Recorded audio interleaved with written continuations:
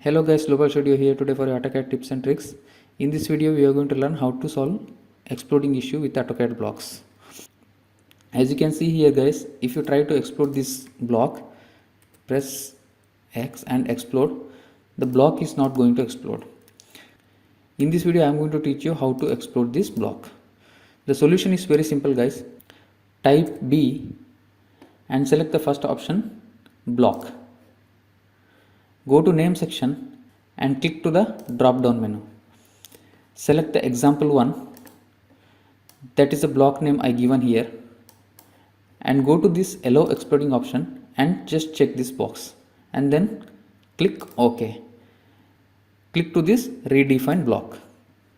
Now if you try this explode option, type X and click to this explode. As you can see here guys, the explode option is working now. That's all guys for this video. I hope you guys learned this trick properly. If you like this video, then please like, share and subscribe. We will meet again in the next video with new tips and tricks. Thank you for watching the video. Bye bye.